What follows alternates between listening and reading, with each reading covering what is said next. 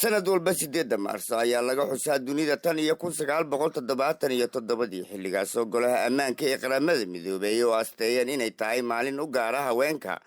maalinta la xusuusto ee 8 Maarso ayaa ku bilaabatay marka la eego taariikhda fog dibadbaxyo ay sameeyeen haweenka reer galbeedka oo ay ku dalbanayeen inay door ku yeeshaan maamulka xafiisyada si meesha looga saaro kaliya haysashada ragga awoodda maamuleed ee xafiisyada. tan iyo waagaas haweenka dunida sanad walba maanta oo kale waxay dhigayeen dabaaldegyo maalintooda oo uu UN-kana gacan ku siiyo. 8 Maarso 2020 oo maanta ku astaysan oo laga xusay Baydhabo waxaa isugu yimid haweenweynaha dowlad goboleedka Koonfur Galbeed iyo madaxda maamulka oo casuumaad ka helay wasaaradda haweenka iyo xuquuqul insaanka dowlad goboleedka Koonfur Galbeed. munaasabadan oo halka ay ka dhaxaysay si aadan loo qurxiyay ayna isbedel ka muuqdaan marka loo eego sanadihii hore ayaa lagu soo bandhigay heese ka tarjumaya 8 Maarso iyo doorka haweenka ay ku leeyihiin taranka aadmiga iyo guud ahaan wareegga nolosha.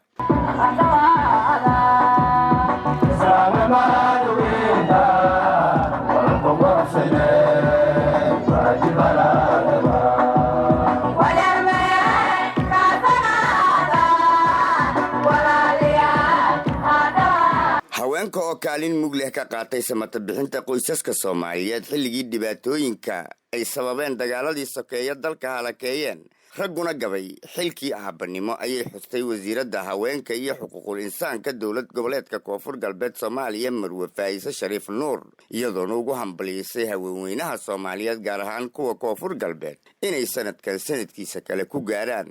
bashbash iyo barwaaqo.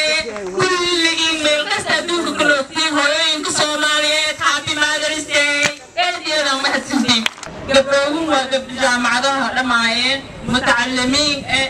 gacanta tahayn saaxiibada walaanyoga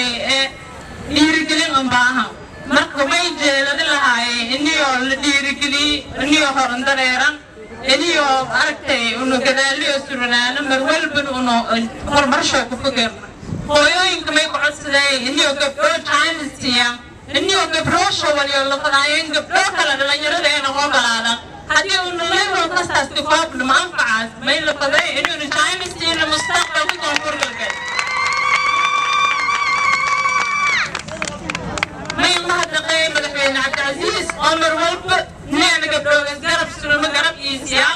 unoo hooyooyinkaan la kaalmaysadaan. gudoomiyaha baarlamaanka Koonfur Galbeed mudane Cabdiqaadir Shariif Sheekhuna Maye oo isaguna munaasabada haweenweynaha khudbad ka jeediyay ayaa ka sheekeeyay taariikhda lama ilaawaanka ay leeyihiin haweenka Soomaaliyeed iyo kuwa dunida isagoona farta ku fiiqay in ay tahay lama taabtaan xuquuqda haweenka isla markaana aadmiga iyo noloshiisa ay ku leeyihiin door weyn halbowlina ay u yihiin nolosha wuxuuna sheegay in ay tahay waajib muqadas ah in haweenka la siiyo xuquuqda ay u baahan yihiin. waxaan idin leeyahay dhammaantiin